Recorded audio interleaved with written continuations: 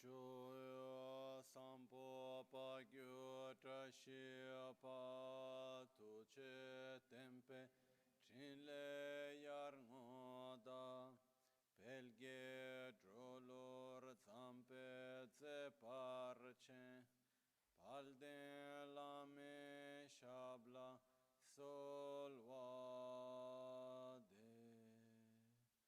Om Guru Vajradhara Sumati Munisha Sanekar Utta Vardanya Shri Bhadra Varsa Manya Sarva Siddhi Hum Om Guru Vajradhara Sumati Munisha Sanekar Utta Vardanya Shri Bhadra Varsa Manya Sarva Siddhi Om Guru Vajradhara Sumati Munisha Sanekar Utta Vardanya Shri Bhadra Varsa Manya Sarva Siddhi Hum Om Guru Vajradhara Sumati Muni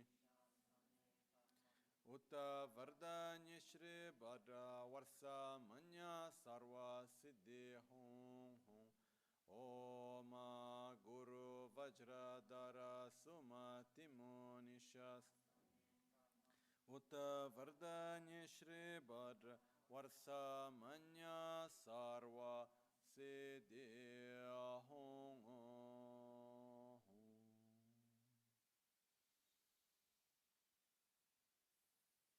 Pakyuke Kudan Dagi Lu Pakyuke Sundan Dagi Nga Pakyuke Tugdan Dagi Yi Tenyerme Chiktu Chingi Lu Makyuke Kudan Dagi Lu Makyuke Sundan Dagi Nga Makyuke Tugdan Dagi Yi Tenyerme Chiktu Chingi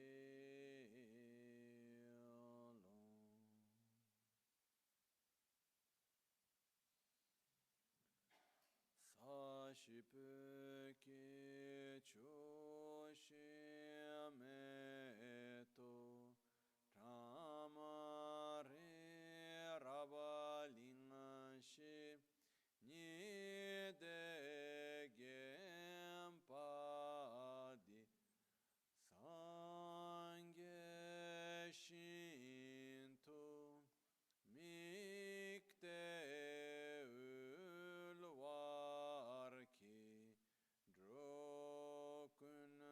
Drokunanam Dashingla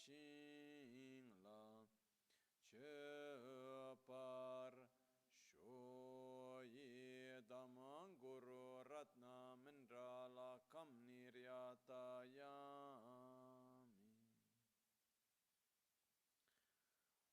Sangye Chedan Tsoge Chonam La Chancho Pardo Dani Kyapsu Chi Dagi Jinso Gibe Sonam Ki Drola Pinchra Sangye Drupar Shu Sangye Chedan Tsoge Chonam La Chancho Pardo Dani Kyapsu Chi Dagi Jinso Gibe Sonam Ki Drola Pinchra Sangye Drupar Shu Sangye Chedan Tsogi Chonam La Chancho Pardo Dani Kyapsu Chi Dagi Jinso Gibe Sonam Ki Drola Pinchra Sangye Drupar Shu.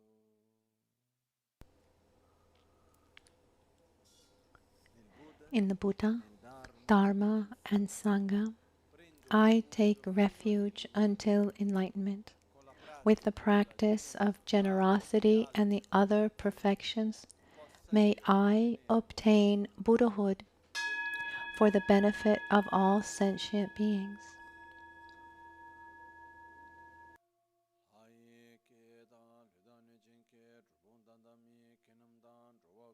janam chitsampa tamche ketu dagi chuten to tamche ketu dagi chuten.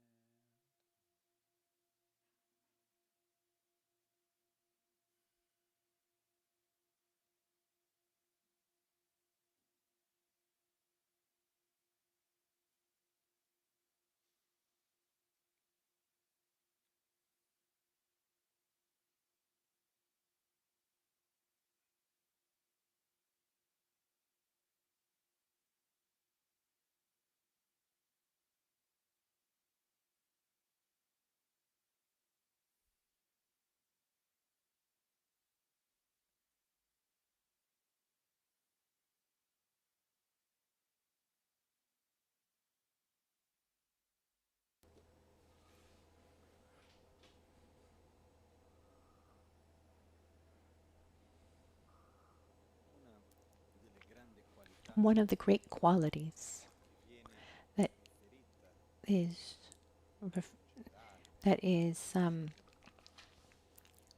referred to Buddhism, to Buddha, Buddha Shakyamuni in this point, that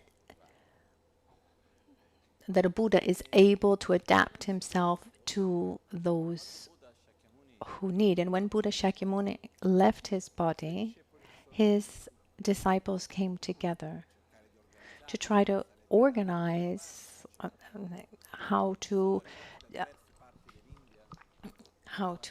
continue his teachings, etc. And they came together from different parts of India. And one of the things that happened, his attendant Ananda was strongly reprimanded. I was saying something else, but I'll tell you this story too. It happened that Ananda was the direct attendant of Buddha Shakyamuni, and when he dedicated himself to him, he said, "I will be your attendant. I will serve you in everything necessary."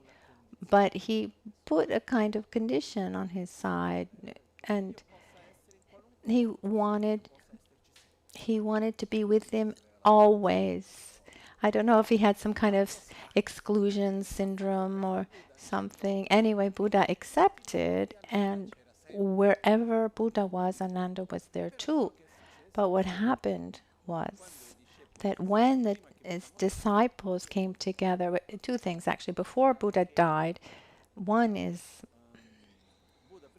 Buddha, before dying, he said to Ananda, a Buddha, if he wanted, and if above all, if he were requested, he could live for tens of thousands of years. And Ananda said, well, that's amazing.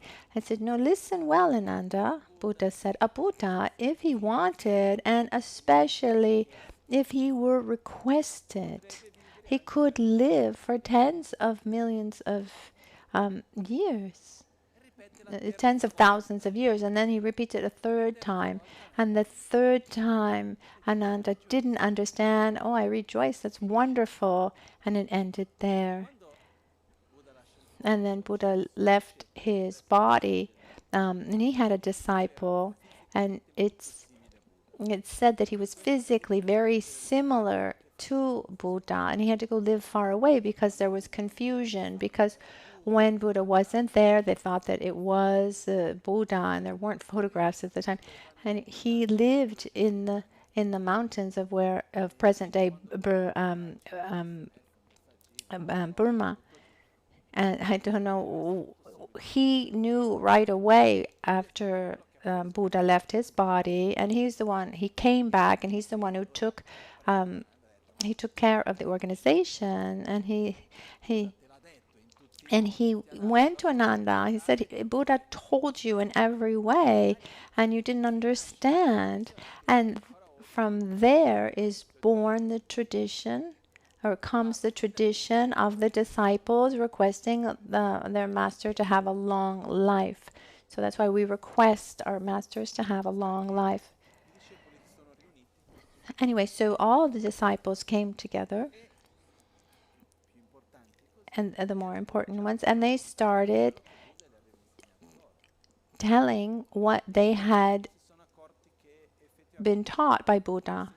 And there were teachings that were seemingly contradictory. To some, Buddha said one thing, and to others he said something else, even very practical things. For example, to some he said the real the real the real the real refuge, the real taking of refuge is in the recitation. Instead, to others, he said the real taking of refuge comes within. So it doesn't matter what you're actually reciting.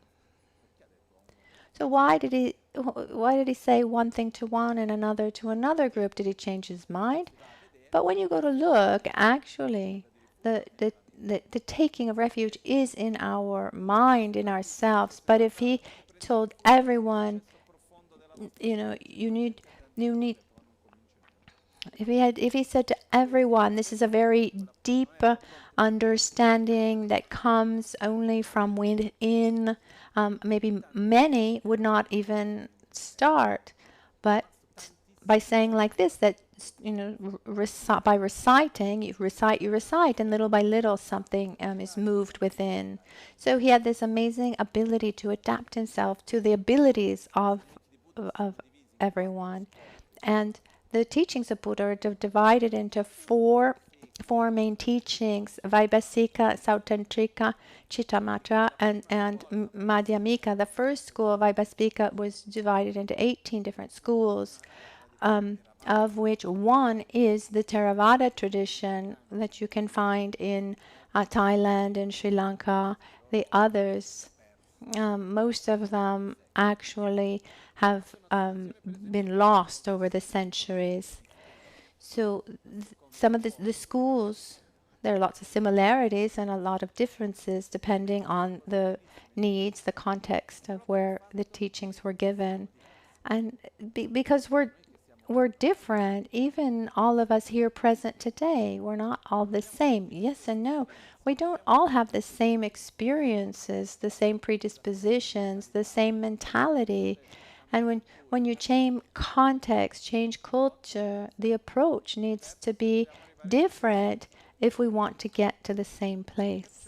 So one very important aspect and very rich within Buddhism is this fact that there are approaches for every type of person, for every kind of person. And over the centuries, they've developed more and more. It's adapting to the place, culture, and the mentality has really become more and more part of the Buddhist tradition, keeping, of course, the essence pure. Just look, for example, the approach that we have today, here today, that I try to share when I try to share the Dharma with you, has nothing to do with what I received when I studied Buddhism in India or Tibet. I'm quite convinced that if I took that same approach, that I had when I was studying, maybe we'd start at 200 and we end up in 10. It's very long, takes a long time. There's nothing linear. You have to go round and round. It's very beautiful, but difficult in other ways. It doesn't really adapt itself to our reality. All of this to say that there are many, many different meditation techniques that have developed over the centuries. Valid techniques, and the beauty of there being so many different techniques is that we can see which one in our lives at this moment, which one works best for us. And maybe another time in our life, another approach will work better for us because we're constantly changing too. And now getting to the point that I wanted to share. Now the last story about Ananda, I told you there were two. When the disciples of Buddha got together, they put together, they put their yellow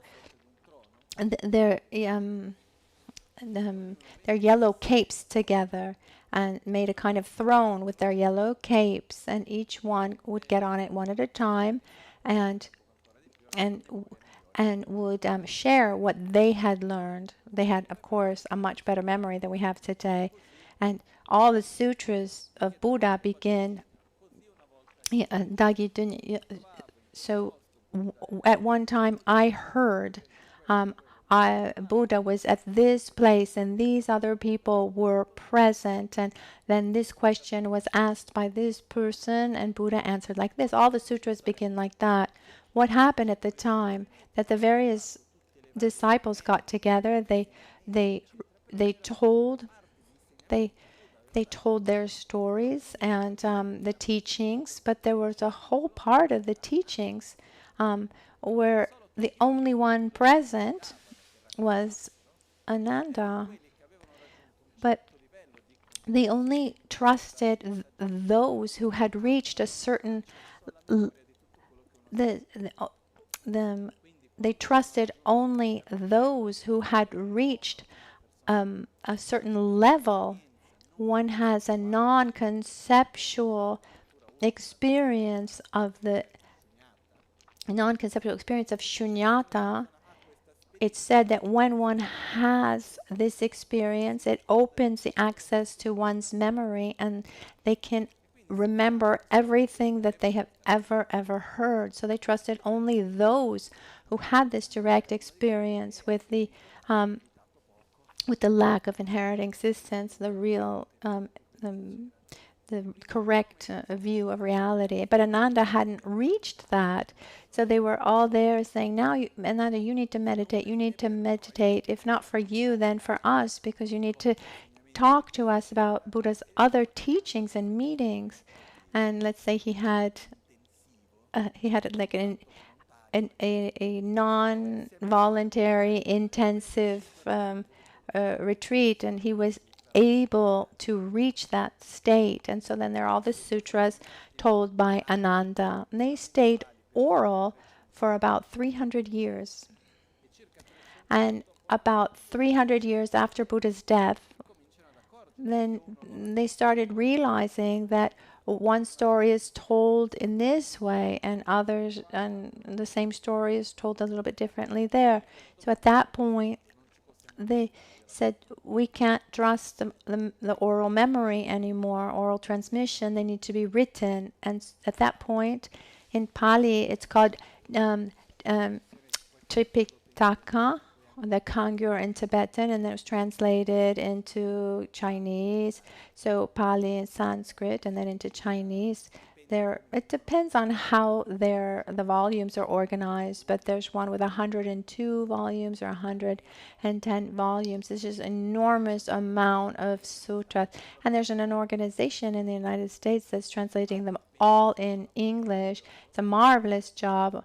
But on the other hand, it's hard. They're very difficult to understand because the meaning that a word had 250 years ago, using its translation, it doesn't have the same meaning. That's why we need those who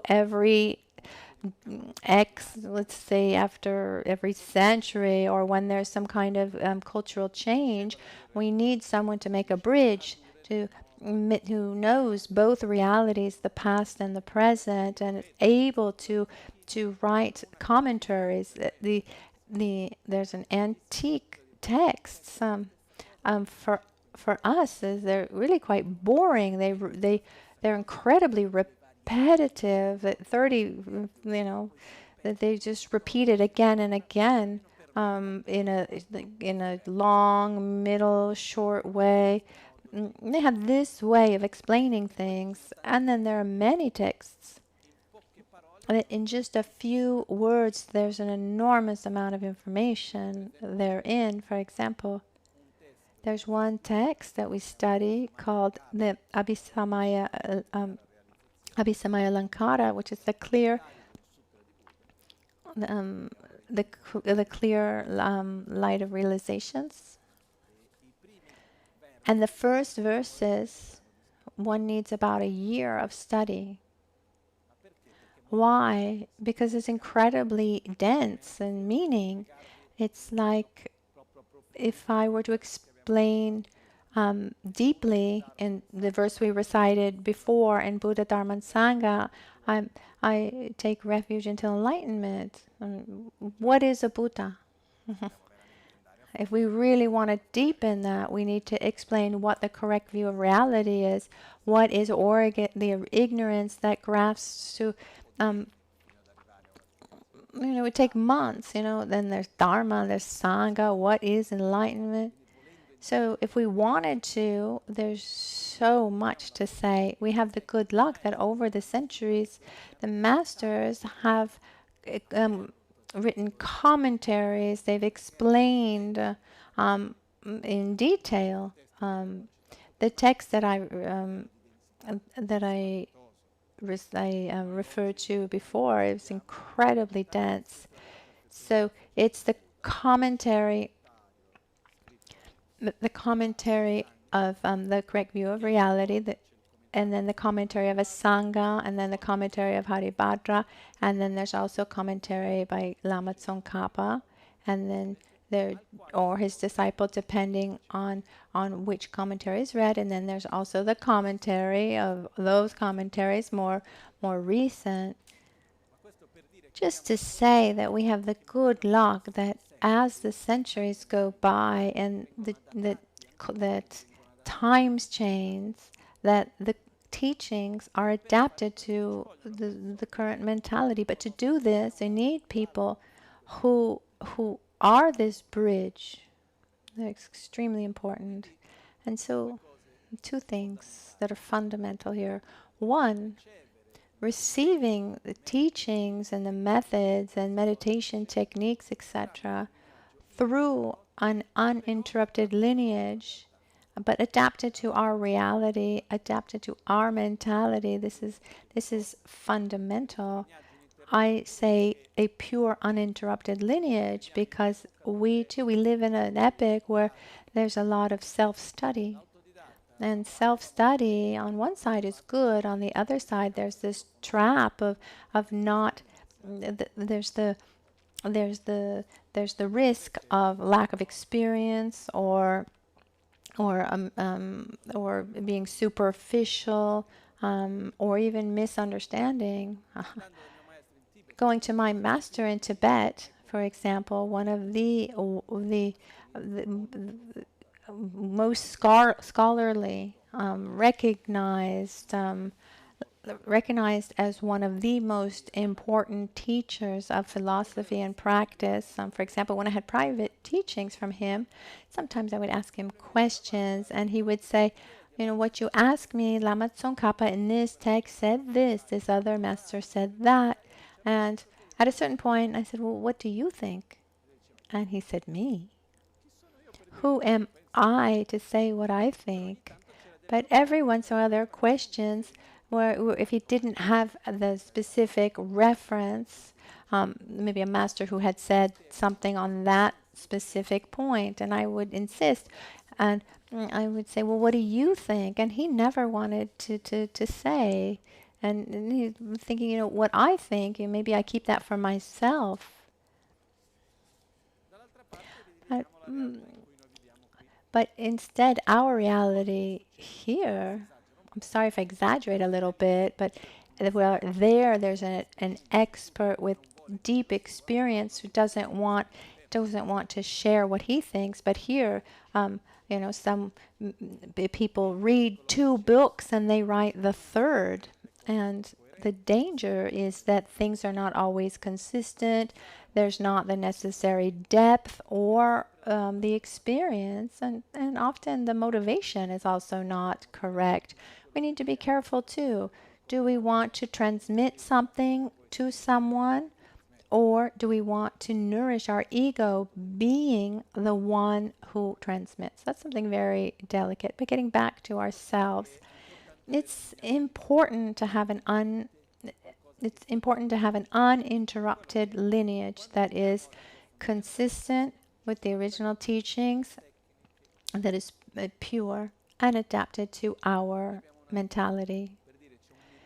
there's a very, very wide menu, let's say, of the different techniques within Vajrayana. Just look at the ceiling. Each one of these mandalas represents a different technique of um, of, of meditation. He told me it wasn't that easy. Lama Ganchen told me to make 108 mandalas, and it wasn't that easy to make 108. Some are actual double, but each one represents a different technique of meditation. Someone might ask, well, do I need to learn, if I need to learn all 108? No, just one. Well, then why are there 108? Because we are all different. We all have different predispositions. So I wouldn't say this is the practice that you should do or this is the one to do. No, these are the practices, and you can choose according to what works for you. Maybe there's someone who will spend years on on meditation on one's breath. Someone falls in love with one specific practice and follows that, etc. So, but among all the different practices, I think that starting with meditation on our breath is very is important. I'd like to introduce you to one technique that is very used within Tibetan Buddhism, which is visualization together with our breath. When we visualize something, even if we don't understand what is happening within us, it has its effect. Here, I'll give you an example of a meditation that I really like, is quite widespread, that we often do with the recitation of a mantra. And this meditation's goal is to develop 4 inner qualities. First, I'll explain the visualization, and then I'll explain how it on how it develops these qualities. So we'll do it with the recitation of a mantra. You can do it actually with many different mantras, and then we start with our breath when we're present in the present moment, and as we recite the mantra, to get into more details, we imagine this garland of mantra at our heart, from which light rays emanate. The light rays that go out, they go to all beings. So we imagine around us an infinite number of beings. One key to do this well is that we don't visualize the infinite number of beings like a sea of beings, but we visualize our own parents, our friends, our acquaintances, those that are closest to us first, and then we expand, to friends of friends and acquaintances, and then to those we don't know. But it's important to give a name, to give a form, because otherwise it would be like, may all beings have happiness and the causes of happiness, except for these 5 people that I really don't. It doesn't work like that. We need to start with those who are closest to us, the ones that we love, the ones that we have difficulty with, and even the ones that we know because they're public figures, etc. Then once that we observe them, we see them, and we recognize that, like me, just like I want to be happy, they want to be happy too. Just like me, I don't want to suffer, and no one wants to suffer. And we imagine from our heart these light rays emanate, and they go to each one. And as these light rays go to these beings, the light rays transforms into what they need in 4 phases. This is quite a detail. First, I help with materially. I bring food for those who are hungry, heat for those who are cold, medicine for those who are sick, material help. Then these light rays transform into emotional help, affection, love, company, bringing what beings need on an emotional level, and then protection, a feeling of security, emotionally, physically. And then these light rays transform into the spiritual path, transmitting the spiritual path, a, a path of development of love and wisdom and self-understanding. So we imagine that gradually these light rays go to everyone without exception, and when they get to them, they transform into what they need most, helping them develop their qualities and helping them eliminate their negativities and suffering. Then these light rays return and reabsorb in our heart. The beings, not only do they get out of their state of suffering, but they experience a state of peace. So here were their development of qualities they oppose the negative qualities that generate suffering. This is the visualization, and then you can add, for example, certain retreats. It was kind of long. Then I would divide the beings, humans and then animals. I would divide the beings up by type, let's say. But we can also generalize. This is the basic visualization. What happens when we do this? The first thing is we emanate light rays to everyone in the same way. It's not that we send light rays to those that those who are nice to us and those who we don't really like. We send a little less light, or maybe at the end if I remember them. We need to send them in the same way to everyone. And by doing that, what's the quality that we're developing? We're training in equanimity. Or in the equanimity, we're not in being equanimous. We don't have more attraction towards one and more aversion to another. Let's remember that equanimity doesn't mean doing the same thing to everyone. It means having the same love for everyone and adapting to their needs. So the light rays don't give the same thing to everyone. It's not that one is cold and we give heat to everyone. The attitude is the same, the feeling is the same.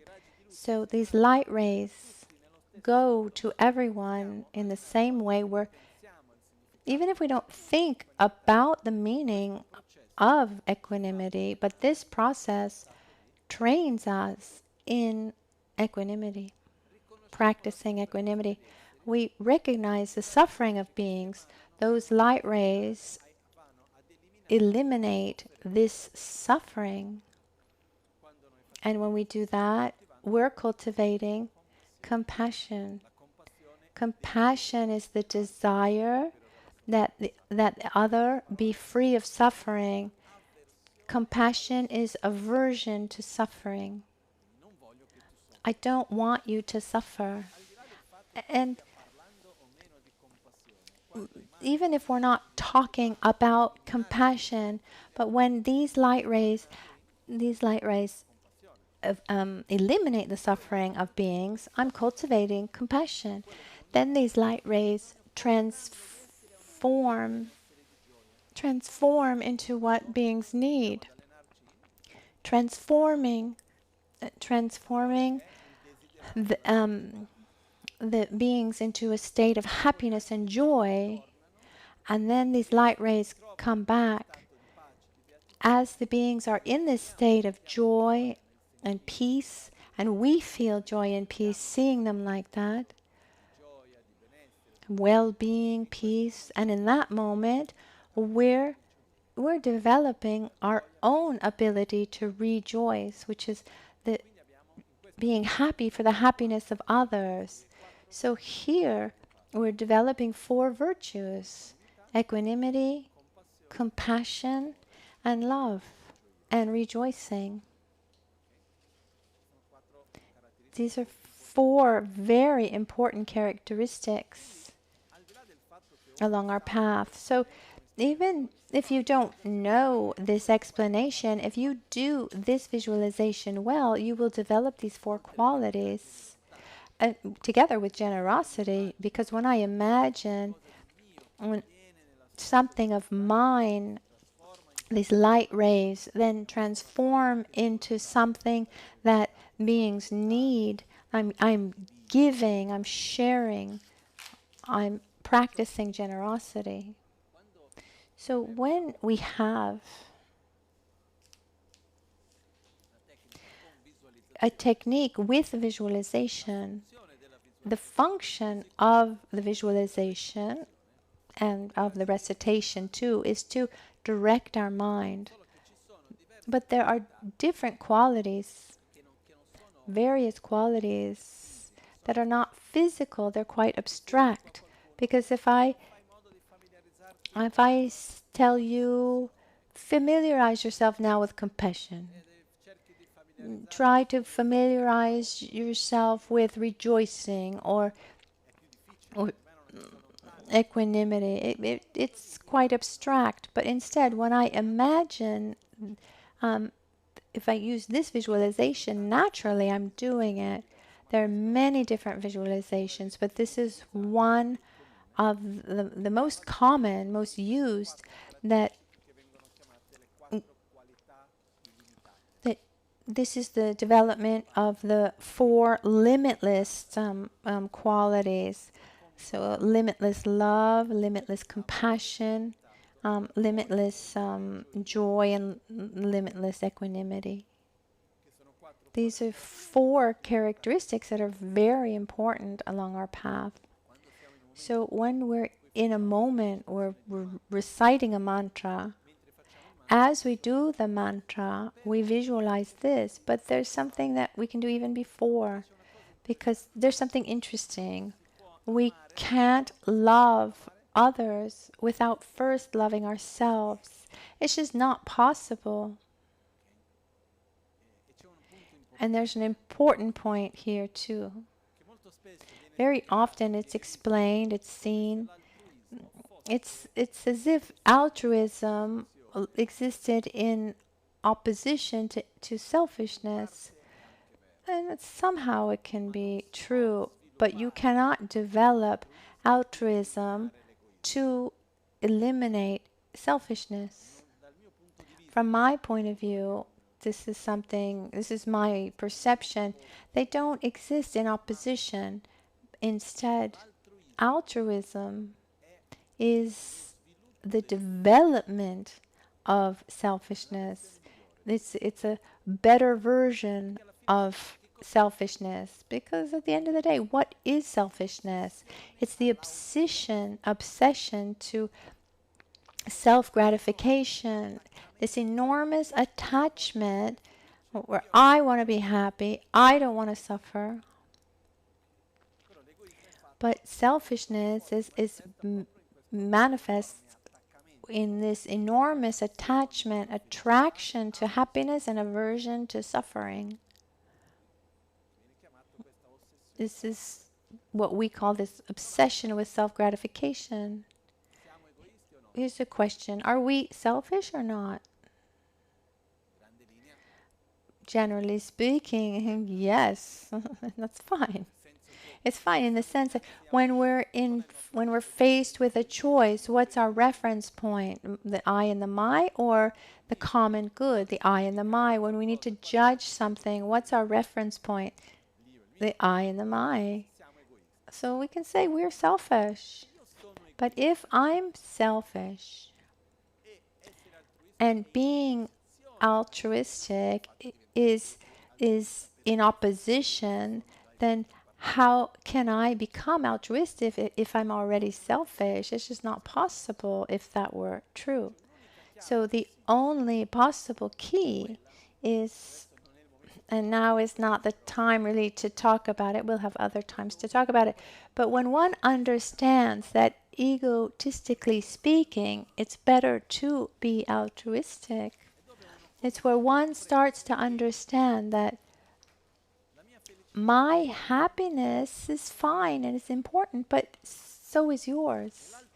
And altruism isn't in opposition to selfishness, because in altruism, if it were, then there wouldn't be space for the I and the my within the altruism. There's no sacrifice in altruism. It's an extension. In other words, in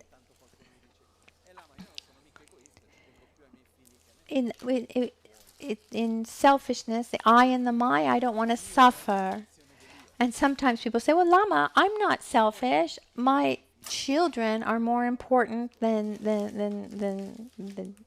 more important to me than myself. Yeah, because they're your children, and the your is an extension of the I and the my. But in altruism, I want to be happy, yes. But in the same way, your happiness is just as important to me. I don't want to suffer, but the suffering of others is as important to me as my own. So the attitude of altruism isn't about substituting selfishness, but expanding selfishness. So if we're able to take the selfishness that we have and expand that, so beyond the I and the my, we include others. I'm still there, but others are there too. With that same attitude, that we generate altruism. We're expanding that same attitude towards others. And along this process, when we do the recitation of mantras or the meditations with visualizations, this is also to help us develop altruism, because when we're able to desire other people's happiness without asking for anything, that without any conditions, it's not like I love you if, because our tendency is to put conditions. Loving is kind of a business. I love you if you act in this way. No, it's simply allowing ourselves to be there, imagine others, and allow ourselves to say, okay, your happiness is important to me. You're opening up our heart, and this is an enormous power. So as we recite a mantra, we imagine this process. And this is a technique that, in my opinion, has a very special power. But as I said before, we can't love others without first loving ourselves. In the sense, I can't desire for you what I don't want for myself, first of all. And then there's another aspect connected to that. If I don't have this feeling of having my basic needs covered, then I'm not able to open myself to others. One needs to be extremely used to seeing others to be able to do that. Otherwise, no. So what we're doing is, if we have this feeling, oh, I have this problem, that problem, and I have to think of others. Well, who's going to think of me? No. So before sending light to others, this light expands from our heart within our entire body. So these light rays go from our heart and they fill up our entire body, bringing us to a state of peace and joy, bringing us to a state of bliss, free of suffering. Because in this state, we say it's not enough that I'm well. I want to help others too. I want to share.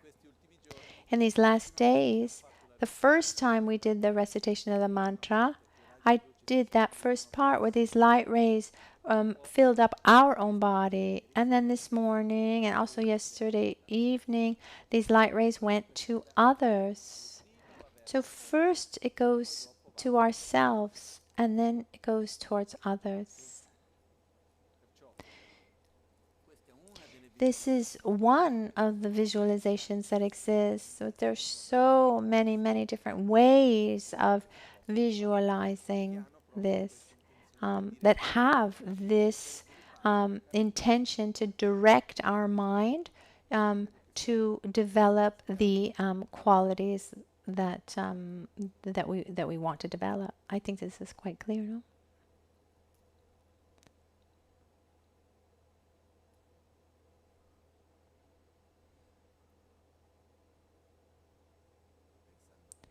I'm thinking if I should open up a door or not, because to tell you the truth, not that it wasn't true before, but just to get to a point, in all these times that we meet and have teachings, and now on meditation, I never prepare anything. Also because the times that I prepared things, the times I prepared things or organized, structured things, like teachings of 25 years were coming out. So I understand that we have a course. It's not that that we can do everything in a weekend. There are things. I do have this project of doing something more structured, but there are things that we touch on, other times we add here, we add there. And there's a meditation that's very important and is also described as the most important,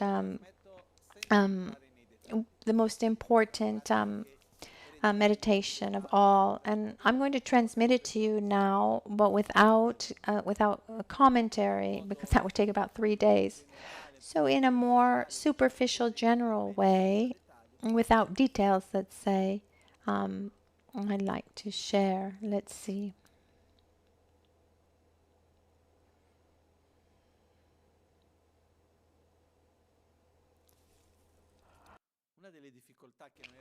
One of the difficulties that we have is that we have this tendency of identifying ourselves strongly with our mental defilements, with suffering, etc.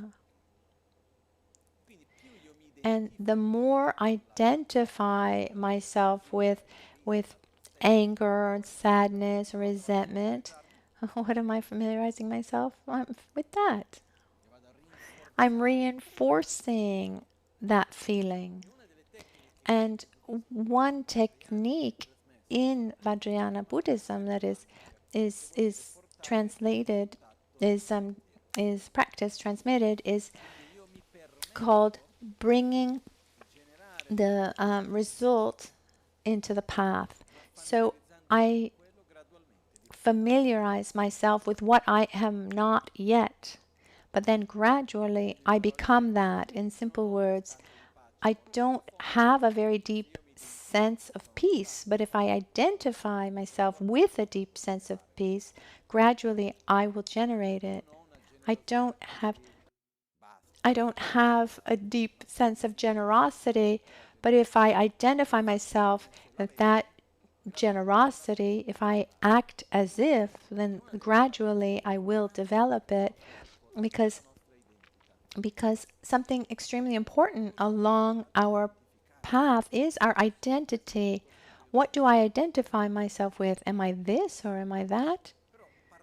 But starting from a place where it's hard for us to identify with qualities,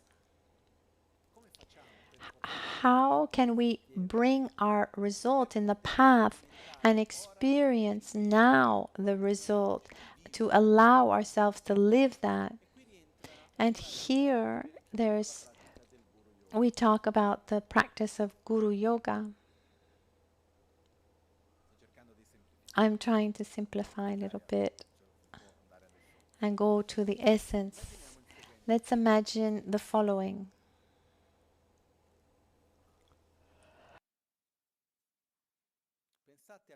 Think of someone who for you has a quality that you would like to have. A friend, anyone that comes to your mind. A characteristic of stability, affection, joy. The person is quite resolute. Think about that person whose quality you would like to have. And for a moment, allow ourselves to, let's say, get close to that person more and more and more. As if we allowed our mind to melt with the mind of that person. If that person, for example, has the quality of generosity, for example, we allow ourselves to experience the generosity of that person as if we melted into one and we followed that. It's not ours, but we live it. We do it together. Like, just give you an example that just comes to my mind now. I don't have money to go to if I don't have money to go to fancy restaurants, but I have a rich friend, and I'll go with him and I'll sit at the table with him. Lama Ganshin was invited to the he was invited to the most amazing places. There was this, for example, once there was this international Buddhist forum, and it was amazing, and we only he and I were invited. Only he and I were invited, but he had like 15 people come. So every time I would walk in, I would bring one person in, and then I'd go out, and then I'd bring in another person. So it was kind of the same thing where theoretically I shouldn't be there, but since you bring me, I experience that as well. So similar to that, just imagine, okay, I don't have that generosity, I don't have that stability, I don't have that joy, I don't have those characteristics that we're talking about, but it's as if I allow myself to. It's like taking a ride with you, and we imagine that our mind rests in his, that melts with his, and for a moment we allow ourselves to experience what the other has, and in that state we experience a state of generosity, gratitude, consistency, harmony, the quality that we are looking for. And when we're able somehow to feel that, we let ourselves rest our mind in that state. We stay in a single pointed meditation. But if I try to generate that state of generosity by myself, it's difficult because I'm not generous.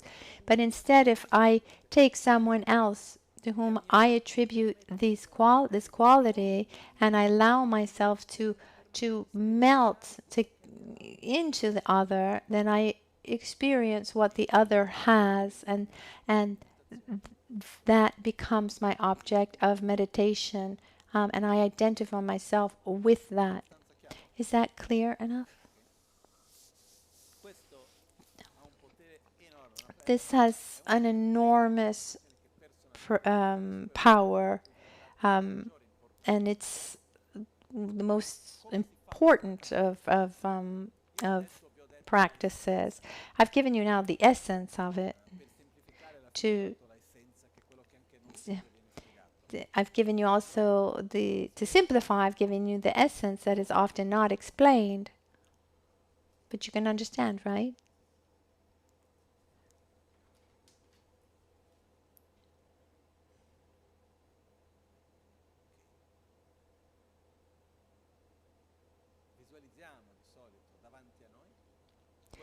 So, visualize in front of you your object of faith, someone who represents for us the qualities that we want to develop. I've had to help people in specific cases or quite close to their death. Also, Christian people, and often their object of faith was Jesus or the Madonna, Mother Mary. So it doesn't necessarily have to be a Buddhist figure, but it's important that our object of faith is someone who really represents those qualities. And normally, this someone, and it doesn't have to be like this, but normally for most of us is more, it works better when this image is not abstract, but is someone with whom we have lived a real experience. This is because it touches us more deeply when I remember, think about someone for whom you have deep affection. When you think of that person and you imagine him or her in front of you, and we bring our attention to the memory of that person's presence, something non-conceptual within us moves, doesn't it? And this is what we need. So imagine an object of faith, and generally is called Guru Buddha. And normally we use our own spiritual guide, and if you have many spiritual guides, you choose one. Buddha, because being inseparable from all holy beings, is the representative of everything positive and virtuous. Guru Buddha. We can visualize in the aspect of Buddha Shakyamuni, and according to everyone's faith, it can be the form of green Tara or Mother Mary or Jesus, or but here we're specifying within Buddhism, Tibetan Buddhism. So we visualize our Guru, inseparable from all holy beings, visualized in front of us. And there are different steps that we can also add, a more formal, let's say, important, but let's go right to the essence. The first thing is, being in front of Guru Buddha, we're going to do the 7-limb practice. So we imagine our object of faith, and the first thing is we make praise. We recognize his or her qualities physically, verbally, mentally. We recognize his or her qualities, and then we make offerings. Imagine that we're offering something. We're materializing our gratitude, our respect, the worth that we give to him. So we materialize this and we offer. Then we admit openly all of our mistakes, which means that between me and the other, there's something that is not clear, maybe a little bit of resentment or doubt or some kind of feeling that has stayed. We go and clean that, and we openly admit this, and we purify this relationship. We rejoice for all the qualities of our object and of faith and all the virtuous qualities. And then we ask Guru Buddha to guide us in every moment. What do I want from Guru Buddha? That he helps me along my spiritual path, that he gives me his blessing so that I can grow along my path, and that he accompanies me as long as I'll need. Normally we make the request for him or her to accompany us in our lifetime, in our moment of death, and in a bardo, and our future lives. And then we dedicate until we reach enlightenment. And then we dedicate. I mean, why are we here? So that we can get out of this cycle of suffering, so that we can help others do the same. Once we do this, then we ask for blessings. I wanted to simplify, but instead I've added some details. And what we do, and there are different verses that we can recite or not, but what we're doing is we're creating this connection from heart to heart, and we're asking Guru Buddha to bless us. What does it mean to receive a blessing? It's an interaction that brings a positive and virtuous transformation. This is what a blessing is. It can come through a word, through image, through a physical contact, many different ways. So these interactions through which, through the force of which a positive change occurs. This is the definition we have of blessing. But the key here, we can do this in a more detailed way. We're from the five chakras of Guru Buddha. So from the crown, throat, heart, navel, and secret chakra, light rays that are colored white, red, blue, green, and so yellow and green enter into our respective chakras, and they revitalize our qualities. But the most important point here is, here we're asking from the depth of our hearts to Guru Buddha, our object of faith, to bless our mental continuum, our mind stream. And we generate this kind of passion and desire. I want to be like you. Not like you externally,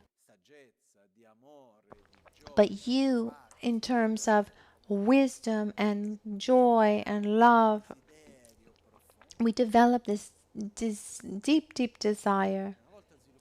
And once we've done that and we've made this request, imagine that Guru Buddha in front of us, our object of faith, comes to us, becomes as small as a thumb, turns around, sits on top of our crown, where our central channel actually opens and enters through our central channel like a kind of elevator.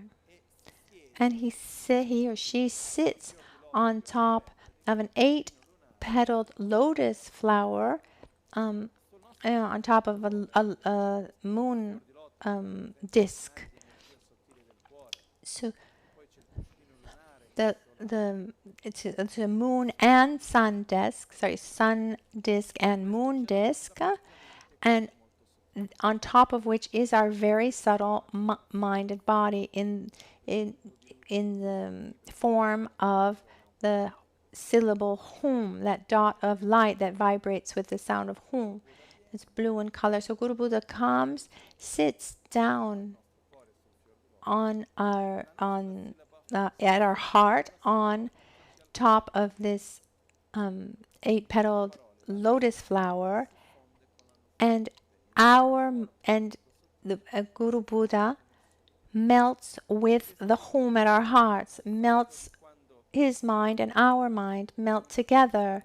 Imagine an artist a potter, for example, that takes a clay and makes a vase. Our mind is the clay, and Guru Buddha that comes is the artist who makes the form. But as we feel Guru Buddha who sits at our heart, we allow ourselves to let our ordinary identity go, and we experience our mind melting together with Guru Buddha, and we become one and inseparable with Guru Buddha, and we allow ourselves to let go of our identity of I'm like this or I'm like that. We allow ourselves to experience that state, that the state that Guru Buddha represents for us. If it's someone that has touched our heart, and this connection, and this connection, it's a connection of love and compassion, etc., then it's possible. If not, then perhaps it's too abstract and it won't have that same effect. Something that's interesting for me, excuse me if I just give you this side note, is that for me, I didn't have a Christian upbringing. My father is a Jewish background, and my mother was Protestant, and neither one followed their the family religions, and the whole family became Buddhist when I was 5 years old. So the first time I saw some Christian rites, I saw them through the eyes of a Buddhist. When I saw the Mass, for example, it seemed like Guru Yoga, and I don't mean to be blasphemous, or I don't mean to judge, with all my respect, really. But my perception was that what happens is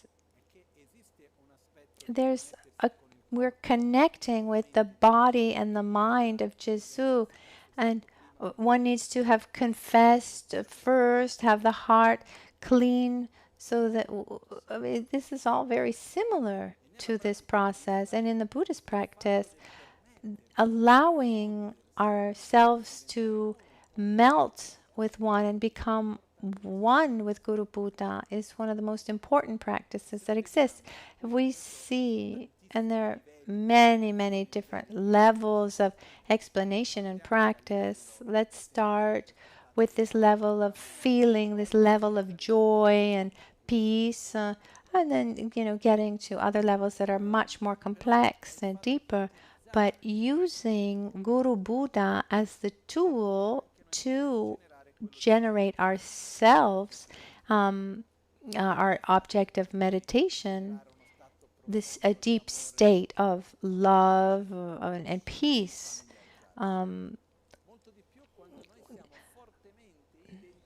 When we strongly identify ourselves with a state of suffering, then it becomes very difficult to access this state, this experience of peace and love.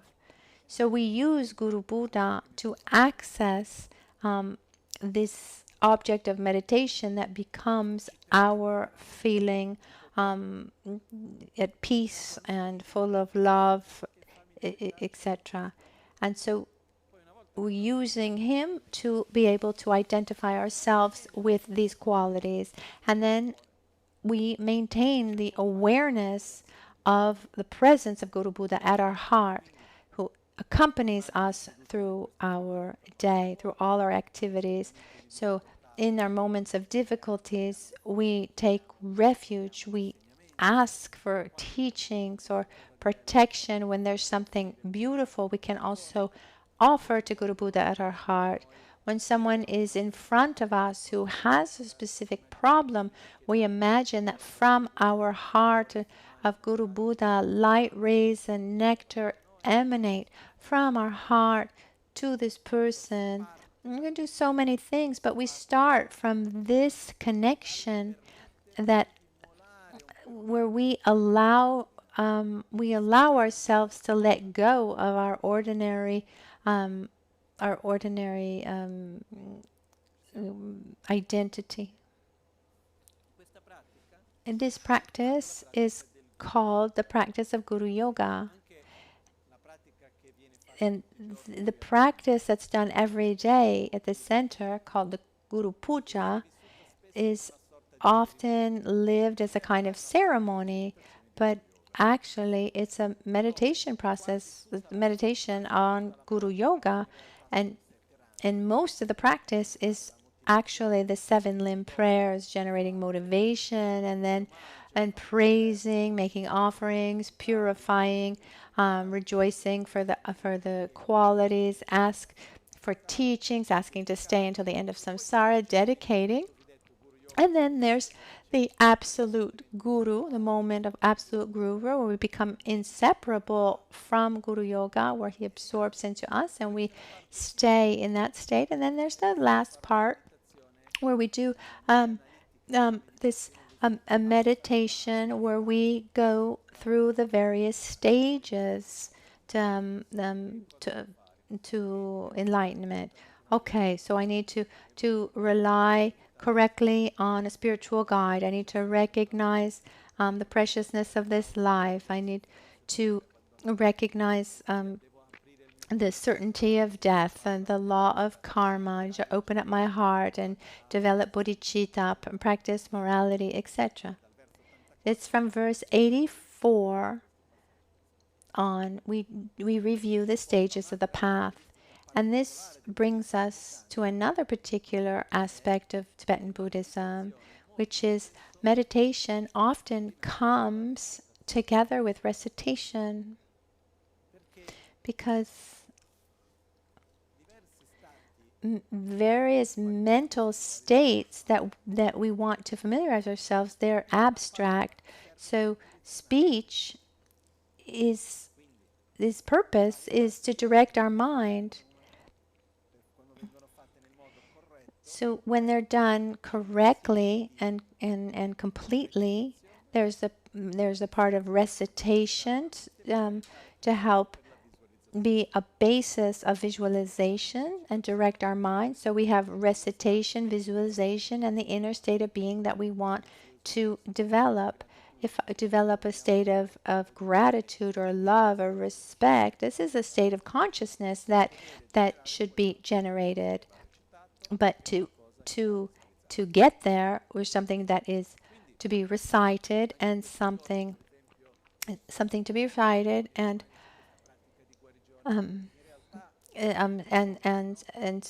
something to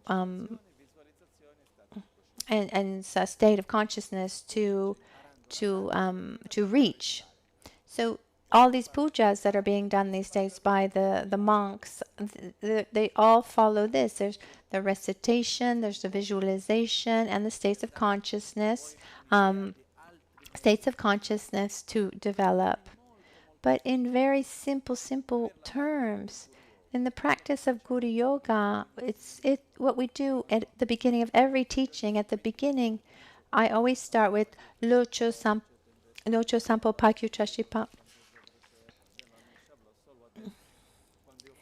And when I make requests to my own guru, my own root guru, Lama Ganchen Rinpoche, and all lineage gurus, and as I'm doing the mantra, Oma Guru,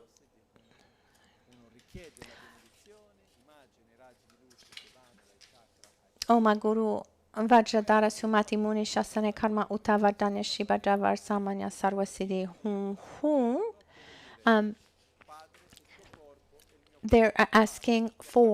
I'm asking for blessings, and I'm imagining light rays and nectar blessing me, and then we recite Pakyuke Kudandagilu, Pakyukyu Sundandagina, Pakyuke Tudandagi, Donyomet, Shitu Chingilob, and then Makyuke Kudandagiyu.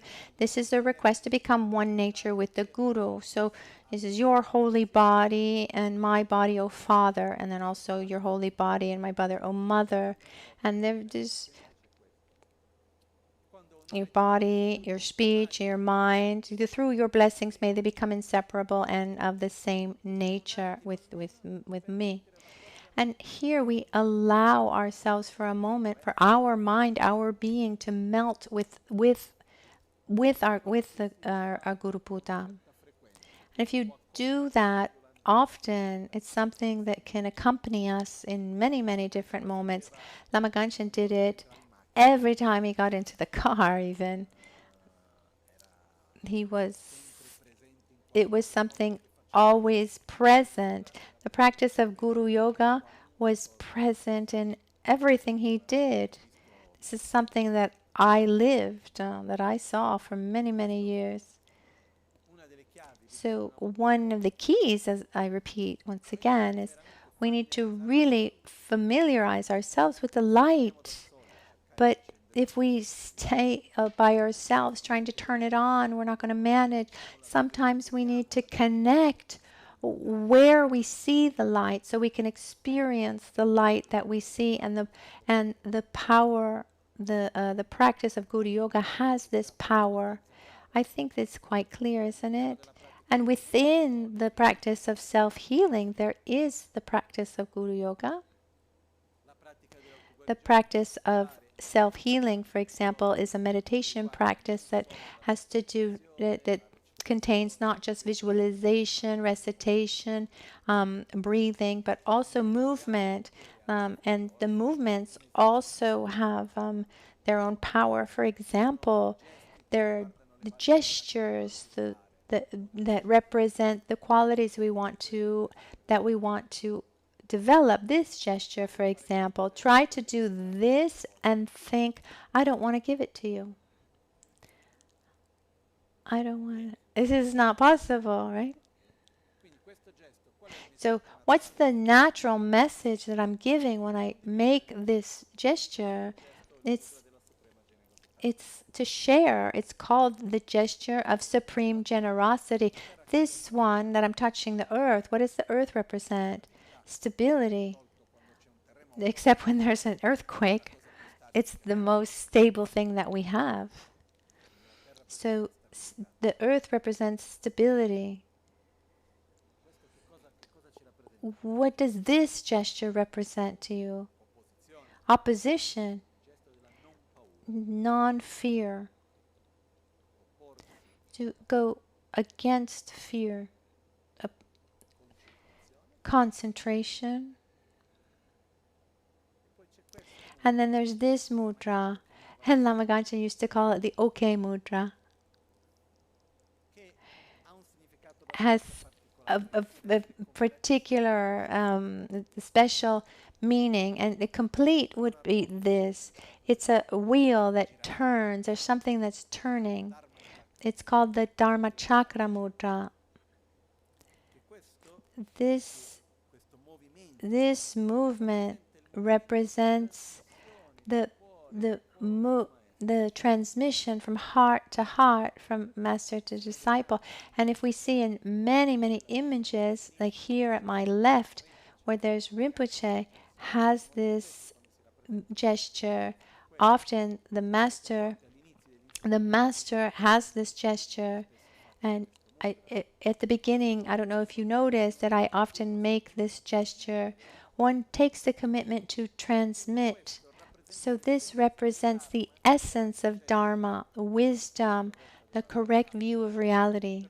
And so Rinpoche called it the OK mudra, because when there's wisdom, everything's okay. But what I mean to another mudra that we do in the practice of self-healing, we do this. What's the message that we're giving when we do this? I don't want it. It's not part of me. And this gesture, what message are we are we giving to ourselves? I want it.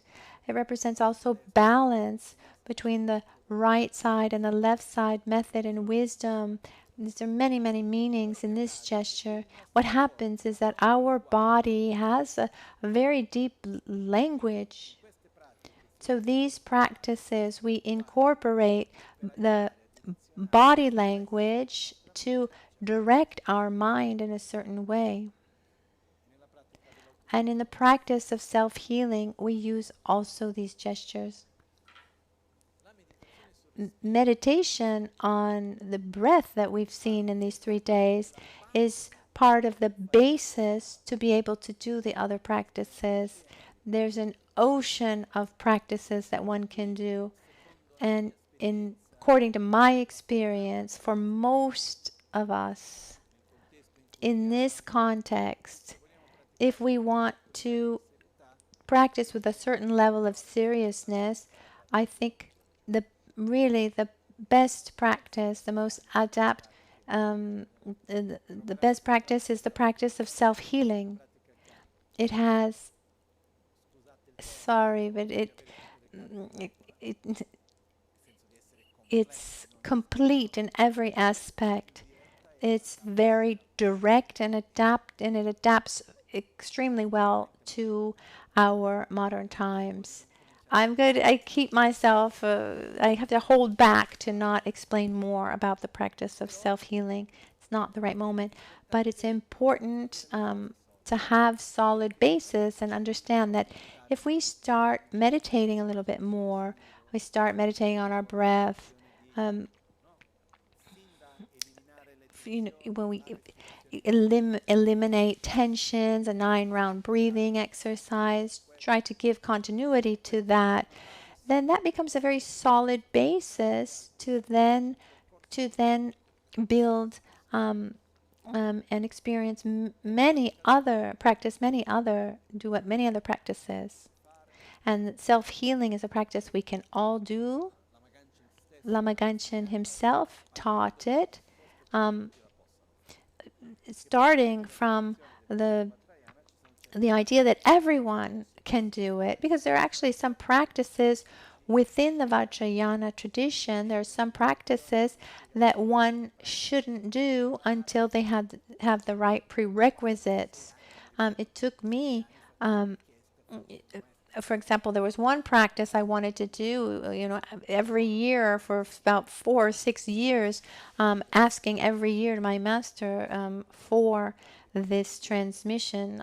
There were some practices I really had to wait many years before I had the permission to do. And I'm not saying this because I'm here, disciple of Lama Ganchen, but it's really what I've been able to see. And the times that I've explained self-healing well to those who had the openness to listen, but those who come from a very a deep and rich Buddhist background, and the last time was about a year ago in the Gompa of Tara Gompa. There was Sherab Rinpoche, there was Geshe Losang Punsok, Geshe Chanchu Gyatsen, and others, and I explained the practice of self-healing. A course that takes a week, here to explaining to those who have such deep knowledge of Buddhism. It took a couple of hours, and at the end they were crying. They were really emotional, saying, "Wow, I know the practice. I've known the practice for a long time, but I never realized how deep it was." So I had the chance of explaining the practice of self-healing to my master in Tibet as well. At the beginning, I was a little bit uneasy because the practice of self-healing is very traditional, but at the same time is quite modern. And he was quite rigid in some ways, was very traditional, really just always did things in the most traditional of ways. And when Rinpoche told me to show him the practice of self-healing, I felt a little easy. But then when I went to him and told him, he said, "Oh, okay, come tomorrow about a half an hour before lunch. I said, he asked, is a half an hour enough? And I said, of course, sure. And we started, and he became so enthusiastic about it. We spent about 2 or 3 hours together. We skipped lunch. He called his disciples, who were preparing things. He said, no, come here. You have to listen to this. And in addition to saying, I don't know how Lama Gangchen was able to develop something so amazing. And I explained to him that it wasn't a conceptual process, but he developed the practice of self-healing based on his experience and visions, actually, that he had in Borobudur. And his conclusion was, those who really want to practice, there's everything here. So I encourage you to deepen your experience with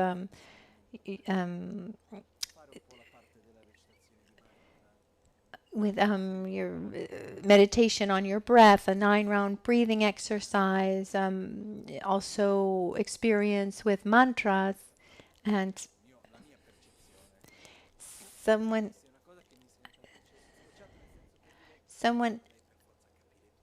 asked Rinpoche once the meaning of mantra, and Rinpoche said, when you go to the doctor and the doctor gives you a pill or gives you medicine, do you need to understand completely, what that pill is made up of? No, you take it, and if it works for you, you take it again. If it doesn't work for you, you don't. I mean, yes, you can understand everything, but first you need to try it. You recite it a little bit.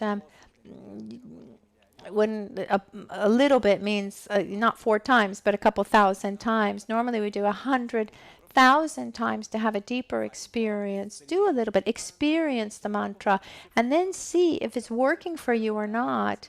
If it's not working for you, then move on to something else. But if it's something positive, then you can deepen your understanding. Because there's nothing that can't be explained. But in the same way, in these days, I tried to give you some theory, to give you a logical basis of what we're doing. But the real key comes in your daily practice. The real key comes in sitting down on your cushion, like the story of Milarepa. Those who read the life story of Milarepa, I asked the other day, and very few had. I invite you really to look for the life of Milarepa. In the Italian version is not there, but the end of Milarepa's life was soon before, a little bit before he died. One of his disciples, Re Chumpa, he was leaving for a trip, and let's remember at that time, we're talking about many centuries ago in Tibet. So taking a trip meant walking for months, staying there for at least 6 months, and then coming back for another 3 months. So a year would go by easily, and those two knew that they would not have seen each other again in that lifetime. So it was a very important moment for them, this master and disciple, with a very deep connection, commitment between them. So they were saying goodbye. And so Milarepa says to Rechumpa, he says, my child,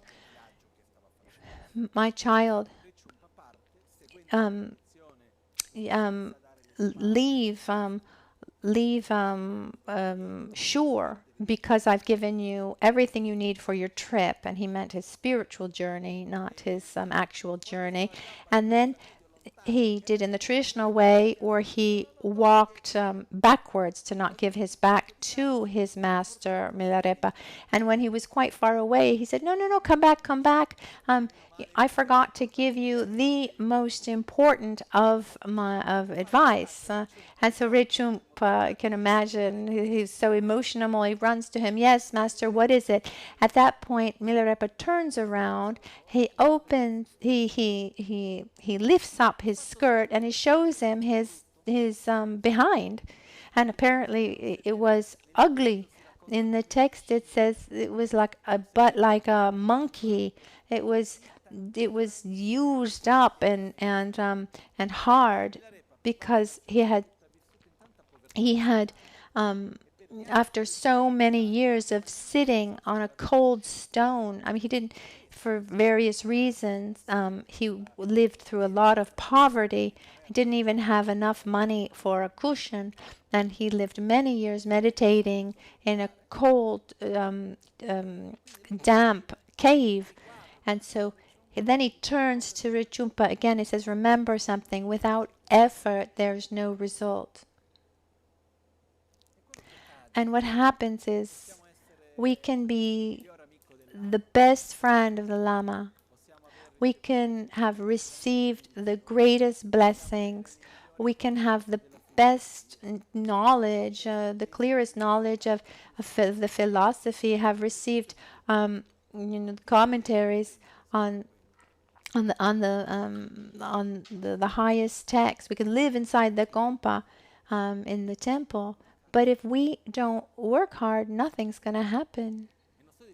And I'm not saying that those things don't have their benefit, sure, but we need to put our behind on our cushion, our mind on our breath,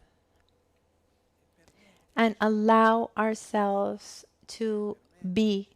Allow ourselves to familiarize ourselves. Allow ourselves to shape our mind. No one can do that for us. There's this marvelous text called Dagsin Shagdeb, this debate between ignorance and wisdom. And towards the end of this year, I'd like to teach this text. It's a little bit long. We'll do it slowly. But there's a moment in this text where the wisdom in this debate, the wisdom says to the to ignorance, says, get away, you're useless. And then ignorance, that is quite wise, actually answers, you're trying to send me away? And you think because you just tell me to go, I go? If all the Buddhas of the past and the present and the future want is to send me away, the past that have not been able to do so, and you think you can simply send me away, because who can overcome their own ignorance? Only ourselves. All the Buddhas can try to move something within us, but if we don't do from our side, it's not going to happen. Of course, the blessings help, they exist, they help, but we're the ones that need to walk with our own legs, and this comes in our daily life, it comes in the direction that we give to our lives. And this is view, conduct, and meditation, familiarization. As we saw in these days, meditating is not that hard. I don't know what your experience was. It's simple. The basis of what we talked about, at least. What's difficult is giving constancy. And I say it because we need to create this courage so that we know that we can do it, because the only reason why we're here together, that we've spent these days together on my side, other than it gives meaning to my life, I really like it, is because I really believe that you can do it, that we can all do it. If I didn't have this faith in you, I wouldn't be here. because those who know me more personally, I don't like talking so much. I like being silent. I'm not the one who there is always chatting. It's I'm shy actually. It doesn't seem like it, but I'm quite shy. If it were really just me, I would do something different. But what gives me joy and give me the strength to be here together, also in creating this whole center and this temple, realize, of course, what Lama Ganchen Rinpoche wanted, but at the basis of this, for me, this this all exists because there's trust in each one of you. Without that belief that each one of us, that we have this ability to develop love towards ourselves, to develop more peace and wisdom and consistency, and to become better people. Without this faith, it wouldn't make any sense, all of this. Because I can assure you, as a side note, that creating a Dharma center is an enormous amount of work. And the bigger the bicycle, the more you have to pedal. There are many, it's an enormous number of things that we have to enormous number of things to manage that allow us to be here, that are behind these hours, let's say, of us together here in the Gompa. So, but this faith exists. This faith, I believe deeply. And Rinpoche transmitted this to me, and this goes back to Buddha. When we believe that we can really transform our being. So it's fundamental for me that we need to be sincere along our path, and not to be in a hurry, but we need to be sincere. No one is here. I mean, our objective is not to be here to be Buddhists. Maybe it seems a little strong, but let me say that I don't really care about being Buddhist. The religion in and of itself, it doesn't have great value, but as a tool to develop our qualities and better ourselves as people and as a society is something extremely worthy. So within this function, it's something. With this function, it becomes something that I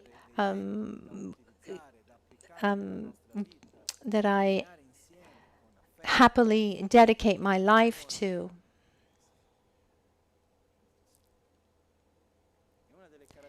And one very important characteristic, and something I'm proud about, is that Lama Ganchen Rinpoche transmitted to us, and I'm very, very happy that we're able to continue this. Rinpoche would say, first I can be your friend, and then if you want, I can also be your guru, but first of all, I'm your friend. And something absolute fundamental is this human quality of love and friendship and taking care of each other, this feeling of belonging. This is something that we carry on with. And everything else comes. Those who want to dedicate themselves more to philosophy, others, sometimes people say, no, that just melts my brain. I just recite mantras, that's enough. We have 1,000 different ways, but what's important is that we're walking with sincerity towards ourselves.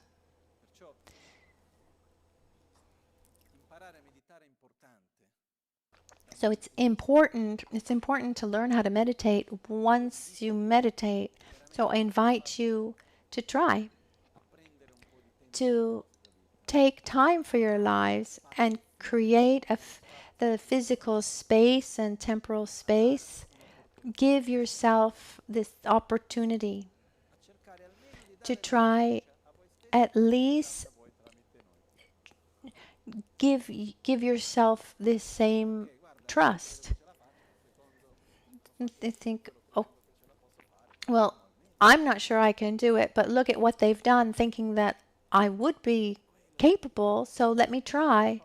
Don't be afraid of making a mistake. As you try, you adjust.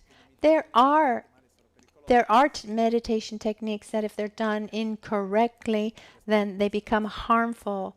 But in this context, no, those are techniques that have to do with certain breathing techniques and the directioning of the subtle energy, that if they're done in the wrong way, the energy ends up in the wrong place and one loses one's mind. This is possible, and that's why these techniques are not taught until the person has the basis to,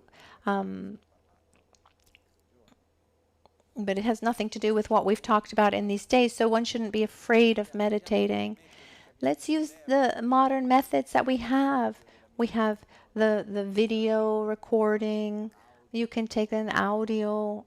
Use all the tools that we have to generate a commitment to give continuity.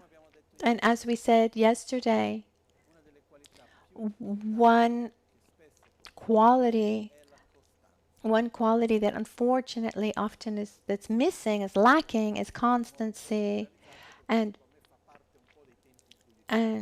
just, it's generally speaking, it's part of our modern times where we have so many distractions. Sometimes Lama Ganchen would give many initiations, and sometimes I would hear, oh, I've already taken that empowerment, let me wait for a new one. And I was without words. My logic was, okay, you've had that empowerment, and that's exactly why you need to repeat it again. Okay, since you're not able to practice them all, choose some. But we're not collecting baseball cards here. It's wonderful to take many empowerments and these blessings, to have this connection with the different practices. We don't know what kind of predispositions we have. I've seen people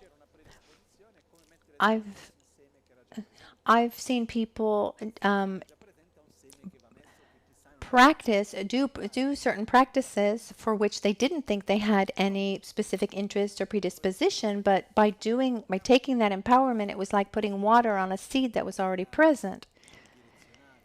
So let's remember that our mind is malleable, and if we want to develop certain characteristics, we need to familiarize ourselves with those characteristics.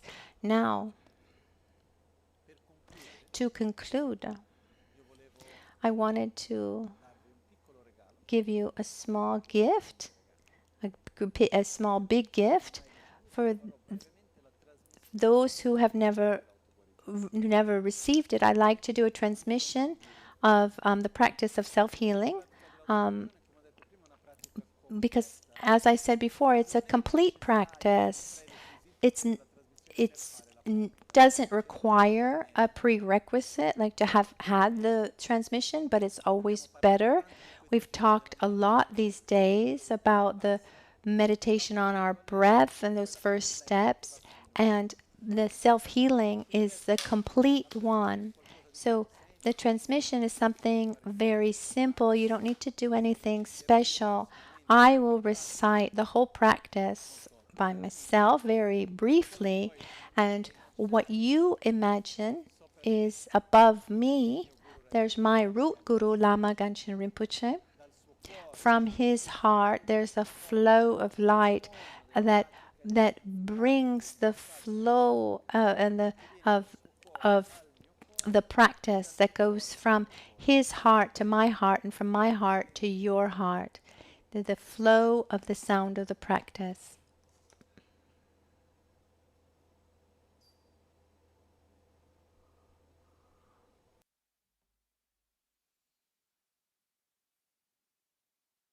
사시 벽에 주심에도 장 레라블린 셰니데 gem바디 상게 신도 믹데 울와르게 드고남다 신라 쳬브라 쇼이담 고로 рат나만달라 감니리아타야미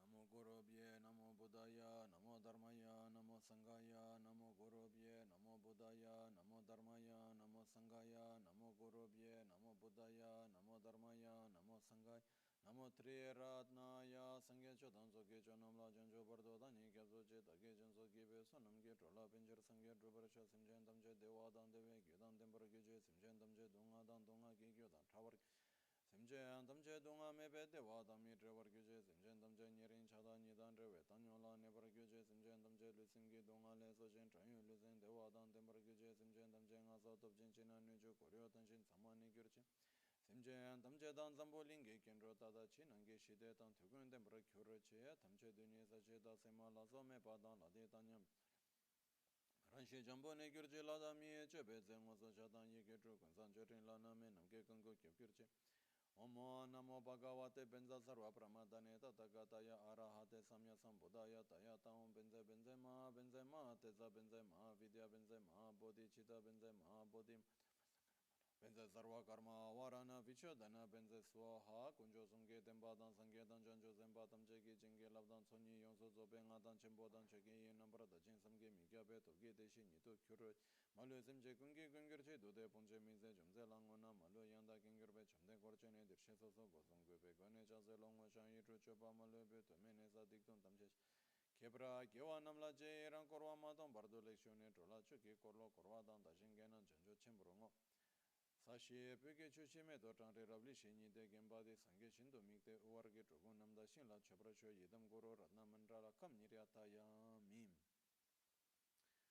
Locho Sambo Pagyo Dreshepa Tuje Dembe Trinle Yarmoda Peke Rolo Zambe Zebrache Pande Lame Shavla Sova de Omo A Guru Vajradara Sumati Munisha Sane Karma Uta Vardanya Shri Bhadra Varsamanya Sarva Siddhi Hung Oma Guru Buddha Siddhi Hung Oma Guru Buddha Siddhi Hung Oma Guru Buddha Siddhi Hung Oma Guru Buddha Siddhi Oma Guru Buddha Siddhi Hung Eyam Ram Lam Bam Ho Shuddhe Shuddhe So E Ho Shuddhe Shuddhe So Ha Yam Ho Shuddhe Shuddhe So Ha Ram Ho Shuddhe Shuddhe So Ha Lam Ho Shuddhe Shuddhe Bam Ho Shuddhe Shuddhe So Ha Eyam Ram Lam Bam Ho Shuddhe Shuddhe So Ha Omo Sobhava Shuddha Sarva Dharma Sobhava Shuddho Ha Ranike Jege Doje Sembe Kuro Shempara Kyuram Pamle Pema Jango, Pamle Pema Serpo, Pamle Pema Ngombo, Pamle Pema Marpo, Pamle Pema Carpo, Oma Hon Tram Re Relena So Dorje Jango Re Tramle Nurbo Serpo Tra Hunle Dorje Ngombo Hon Ale Pema Marpo A Omle Korlo Carpo Om Korlo Nanze Dorje A Pema Che Dorje Hon Dorje Mikyo Dorje Tram Norbo Rinjo Dorje Re Nanzo Dorje Tunyon Dorje Lama Tunyon Dorje Ke Oma Moga Siddhi Hon Lama Rinjon Dorje Ke Oma Moga Siddhi Om Ratna Sambhava Hon Lama Mikyo Dorje Ke Om A Akshobhya Hon Lama Che Dorje Ke Om A Amitabha Lama Nanze Dorje Ke Om A Vairochana Hon Om Mani Peme Hon Om Mani Peme Hon Om Mani Peme Hon Om Mani Peme Hon Om Mani Peme Hon Om Mani Peme Hon Om Mani Peme Hon Om Mani Peme Hon Om Mani Om Mani Peme Hum, Om Mahasukha Hum, Om Mahasukha Hum, Om Mahasukha Hum, Om Mahasukha Hum, Om Mahasukha Om Vishwa Shanti Hum, Lama Kunjo Sula Kyabso Che, Rani Lase Dori Sune Che, Donga Che Sonye Che Tata Don, Kecho Kundu Jishin, Dorna Tizo Namkar Kevetso, Chinye Saba Te Nyor Doda, Norbo Banzo Shambhala Kene, Lame Lam Geremba Tarchin Sho, Nimo Dele Tsen Dele, Nime Kuya Dele Shin, Nitsen Tato Dele, Kuncho Sumge Jingelo, Kuncho Sumge Ngorutso, Kuncho Sumge Trashi Shon.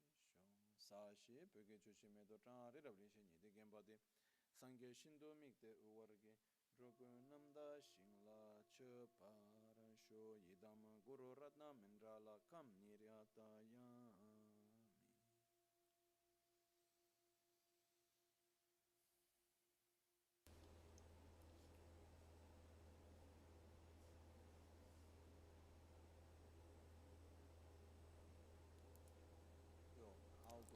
I wish that this gift can be used in the best way possible. Those who already do the practice of self-healing, those who want to to to practice it, to learn it, or those who are not ready, or if not the moment, but may it remain as a seed that will it could sprout. There are two things I'd like to share with you before we completely conclude. I'd like to ask you.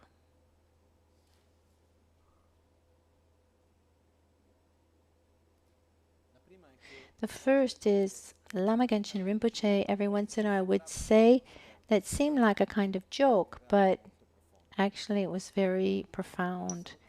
When he would say goodbye, he would say, see you, sometimes see you, every time, see you, sometimes see you all the time. Not like a big brother watching, but in the sense that when two people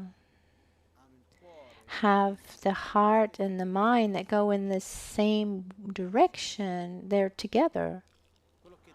What determines the closeness of two people is not the physical proximity, but the fact that the mind and the heart go in the same direction.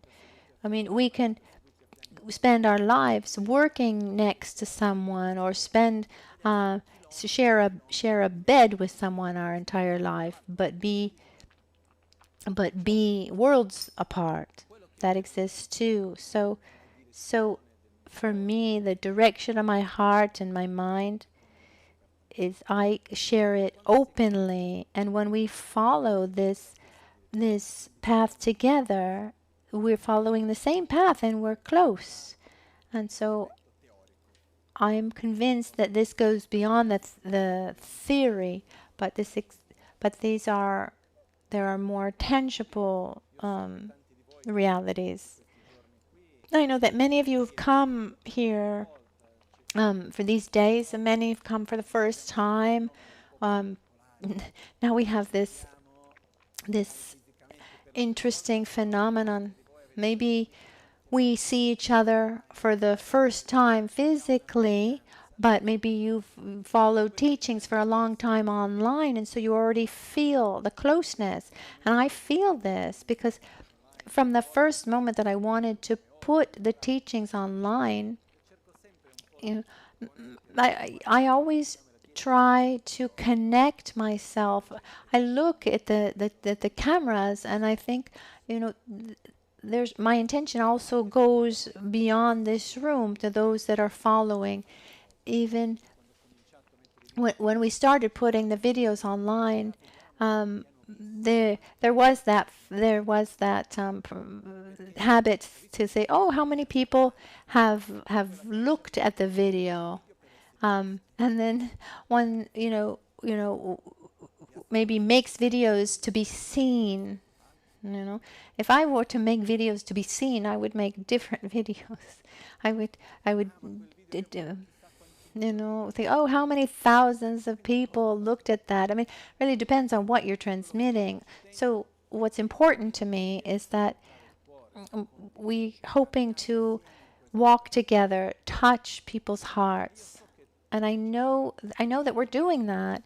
Many who are here today, those also who are following from home, they're not physically present. So this closeness, I feel.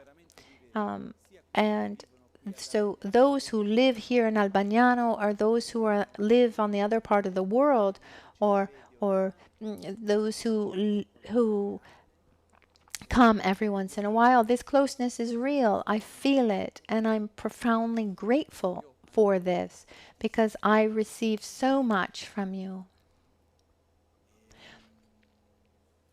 And so let's continue to walk together with our heart that's open and our mind that's clear, with sincerity along our path, with a feeling of love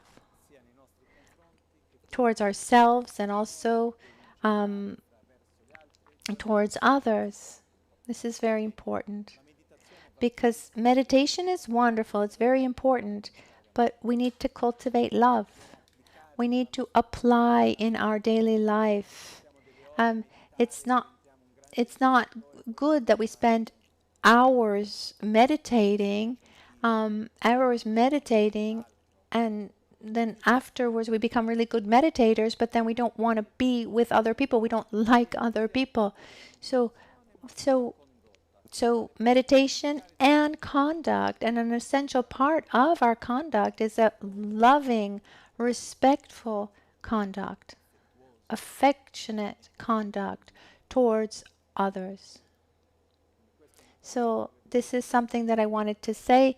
I'd like to really thank everyone, and I make the request to do your best to put in practice, even a little, but with constancy.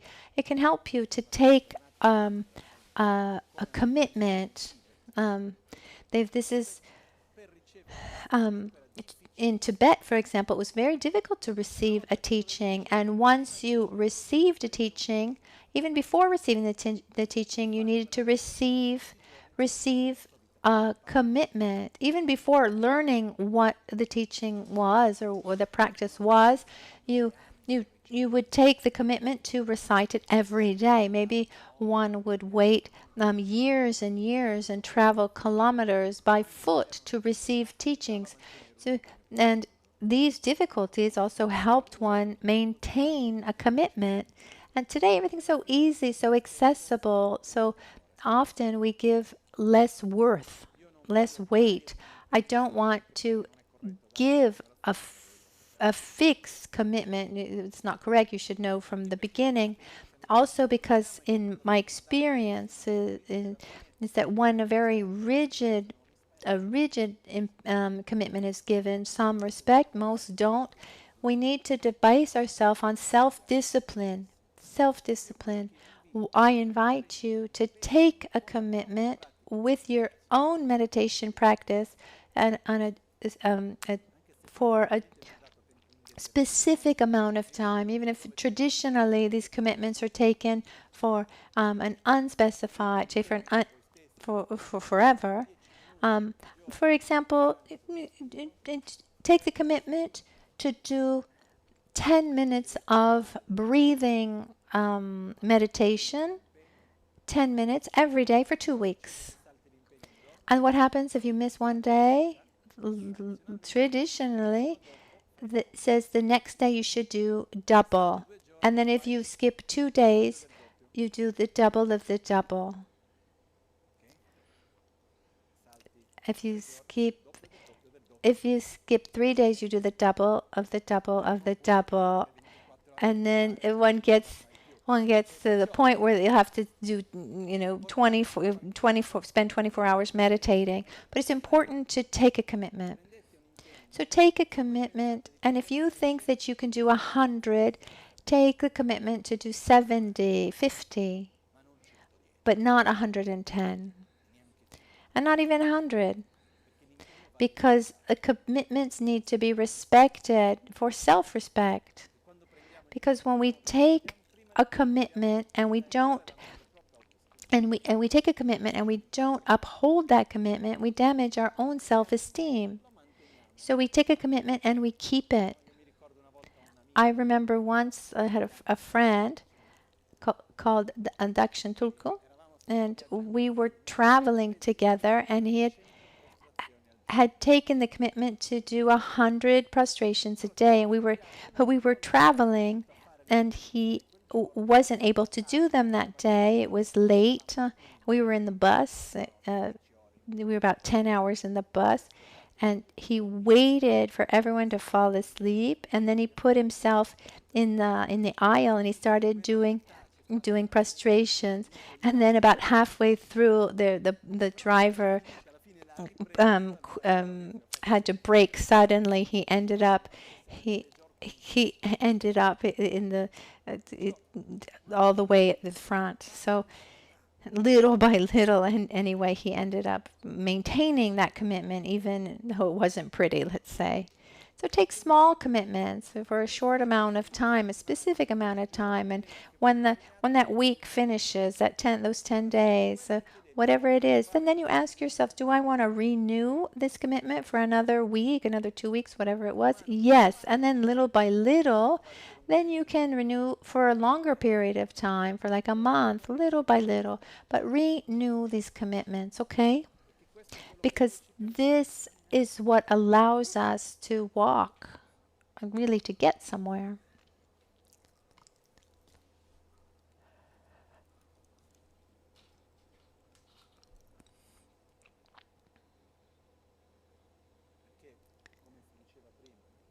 Because as we said before, the function of what everything that's here is to serve the Dharma and be a place where everyone can be touched by the Dharma and grow. This is my main request. There's a traditional way at the end of teachings, a verse that says, the essence is, the best thing that you can offer is to put into practice what you have received. I want to also remind you that during this period, this summer, we have a unique opportunity. I did something crazy. I invited all these lamas, geshes, monks here. It's crazy because this is one of the worst economic moments of the center, and I made this choice. So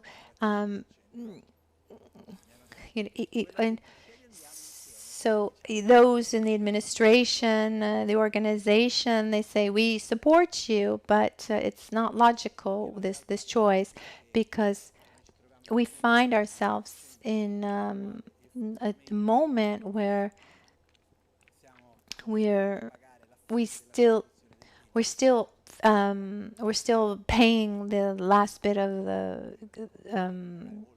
the building of the temple. We still have some debts there, and there's an economic crisis, and so there's less availability.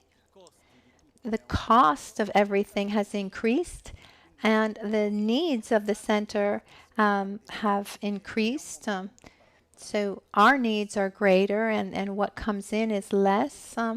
So in a situation like this, the last thing one would do would be to invite 70 people from the other side of the world, paying for their visas and their tickets and everything. But I really think that beautiful things are made of crazy things, and sometimes we need to allow space for that. So I did this because I believe in the importance in the presence of these people, also to bless this place. Not that it's not already blessed, but it's also a benefit for them to create this connection with the new generation of lamas, because the past generation, they're very few. The generation of Lama Ganchen Rinpoche, they lived so many experiences together. They knew each other so well. But this new generation of lamas, if we don't spend time together, if we don't have experiences together, then we don't know each other. So inviting these lamas who follow this tradition so purely and perfectly. So these practices that they're doing here daily, I made this program, and I thought, oh, they're going to do so much. I mean, these are healing practices. These are practices that Lama Ganchen Rinpoche had done often. then from my experience, I received a tremendous amount of benefit, and I think it's important. So, one, I want to ask everyone, try to take advantage of this moment in the best way possible, because this craziness is I don't mean it's maybe not once in a lifetime, but very rare. It's a unique opportunity that we have. Let's try to take advantage of it. Let's try to absorb and receive as much as we can, live it in the best way possible. So it's important to be here physically and connect. And with this meeting, we also nourish and reinforce this connection with the West. When I was talking the other day to the abbot of Serpol Monastery. There are about 800 monks, and he was saying that they're making a little guest house. And I was thinking, for example, in this monastery, there's the week of a medicine Buddha. It's very special, but normally no one from outside comes from outside, and we can organize, for us to go there, people to go there. So these are very, very worthy experiences, important experiences that pave the road for these things to happen. This monastery, they have a very strict rule. What this is that the monks don't rule, and so this is just the exception of the exception. So it's a very special opportunity. First of all, I invite you to enjoy it as much as possible. Take advantage of it as much. We're getting to the end of the first month. There's another month ahead. The 24th of August, there will be a very special moment here. There'll be a huge Tibetan festival, because there are many, many Tibetans that live in Europe of our same tradition, our spiritual family, who have decided to do their international meeting here. So in addition to the 70 monks that are here, there'll be another 70 Tibetans that come from all over Europe, and it'll be a little chaotic. It'll be beautiful in some aspects, a little chaotic in others. And it'll be a way, let's say, to meet our faraway cousins that follow the same tradition. Be a special moment. And there's something I want to say, last but not least.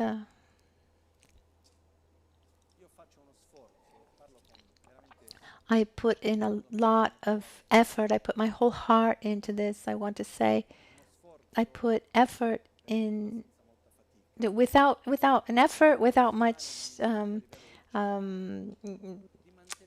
but it's not hard, let's say, to maintain the purity, because there's a very subtle line between the subtle line where one can slip. On one side, there is this deep, sincere sense of offering the Dharma, and on the other side, there are also bills to pay. And so what happens is, I've seen in many places and times, I had bills to pay, and so the thought that comes is, how am I going to pay these bills? And so what can I do to get money to pay? And then you get into a dynamic that I think is very unhealthy, and especially in the context of a Dharma, to do something, to get something, to pay for something, because the basis here is to offer and not to take. And so here at the center, I put a tremendous amount of effort to maintain this attitude. We say, here we are to offer. And that's why many years ago I pushed to make a change. and so in most Dharma centers around the world, the activities are, one has to pay for them. Lama Ganchen Rinpoche remembers when he first went to the West, he was in Greece, and people asked him, how much does it cost? And Rinpoche's cost, what do you mean, how much does it cost? And so, and they explained to him, either you give,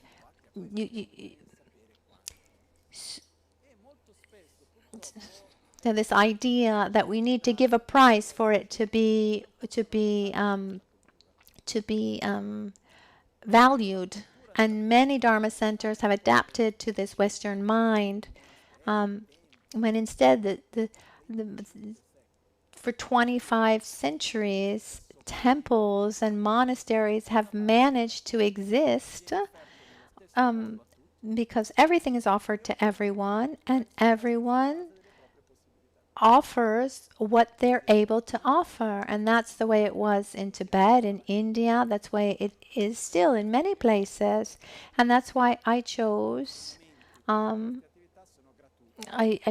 decided that all activities are free. But at the same time, we ask everyone to look, we ask everyone to ask themselves, what is the value of what you've received within your own possibilities?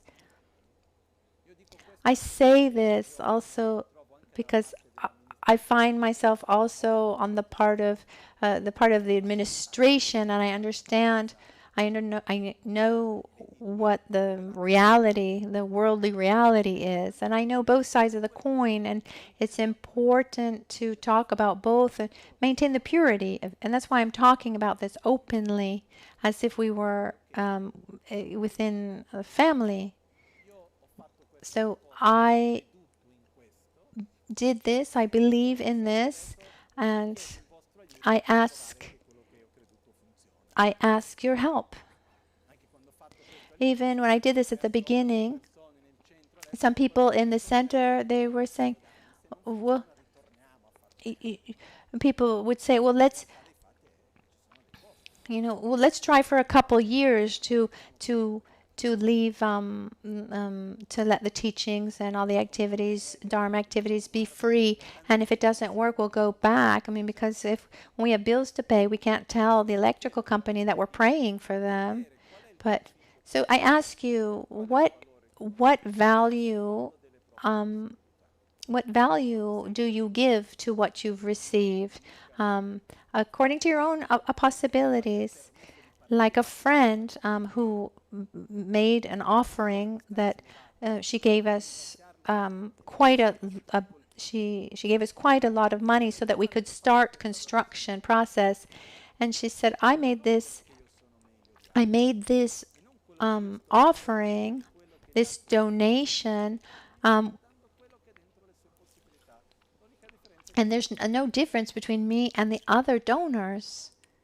The only difference is that I have more money, but everyone is giving what they can give, and not just the center belongs to everyone, and it's up to us to uphold it the best way we can. And the same thing has to do with my craziness to when I invited all these monks. This is something that can be repeated if we don't end up with too many debts. So I ask everyone to participate in according to their own possibilities, and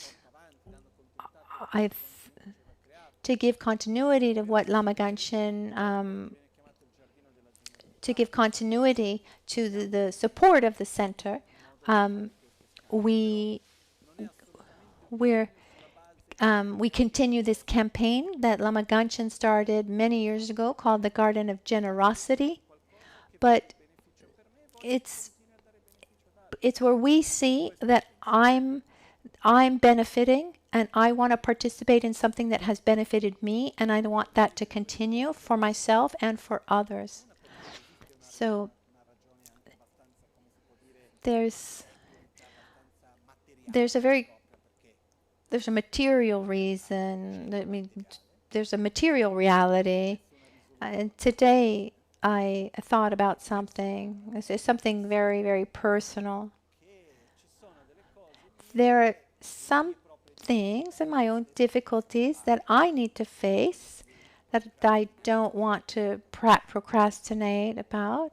I made a little list here, and one is that it's always been really hard for me to ask for things. It's a personal problem. If I'm in a place where I prefer to pay myself instead of asking for people, where I can. But at the same time, I realize that this isn't an asking. There's nothing wrong with opening and sharing. This center is not mine. It's not someone else. It's our center. And we're here in total transparency. We walk together, and it will only be maintained through the effort of everyone. It's an energetic question. It's a help through work, through presence, through material help. For me personally, the center makes my life meaningful, and I see that it does so for so many others. And each one of us can participate. Everyone can participate according to their own abilities. I thank you deeply, even to give me the opportunity to experience what gives me the most joy and meaning, because these days of sharing, for me personally, they give me so much, and I thank you really deeply, because I've seen, for example, unfortunately, there's situations of teachers who have marvelous qualities, but they're not able to show them well. Also because they don't have enough disciples. I don't know if this is clear.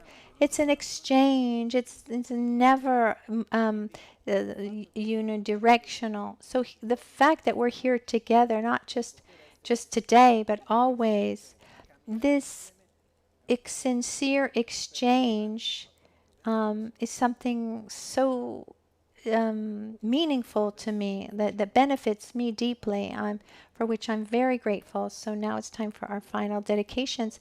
I hope that everyone is able to to get the essence of these teachings and use it for yourself and for the benefit of others.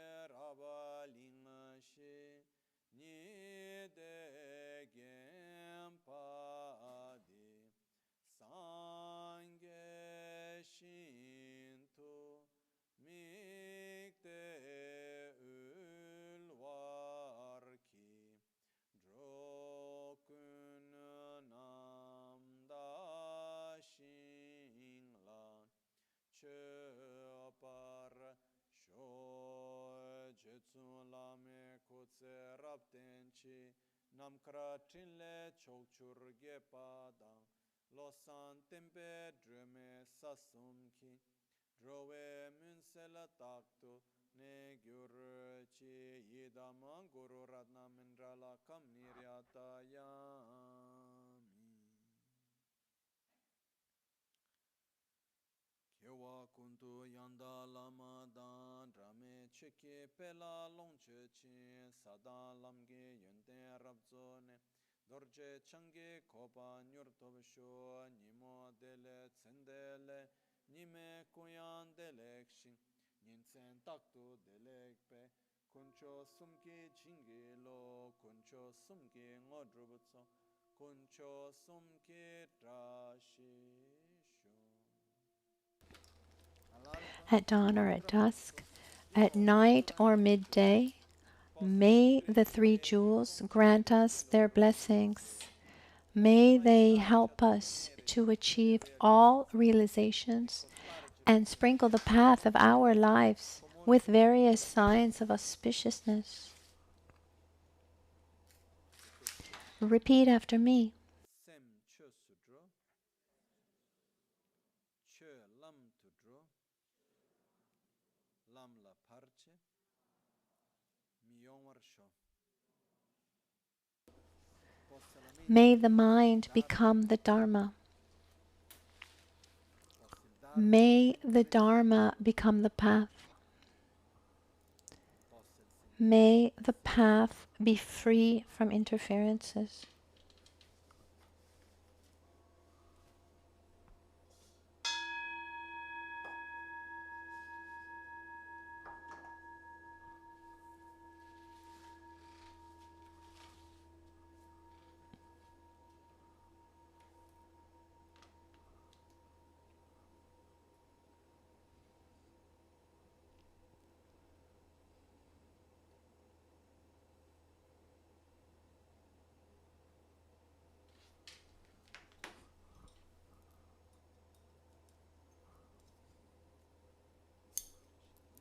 Trashitele.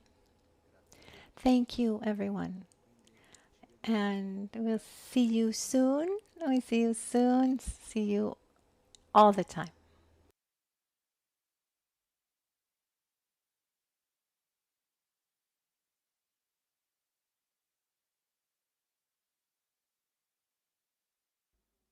Un breve messaggio di servizio. Attenzione. Just if you have 15 minutes, we need to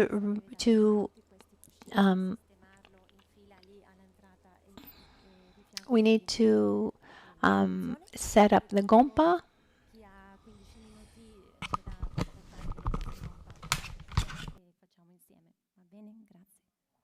Questo perché originalmente dovevamo fare il corso su. Poi eravamo in tanti, abbiamo spostato i monaci su. Adesso c'è bisogno di portare le loro sedili giù.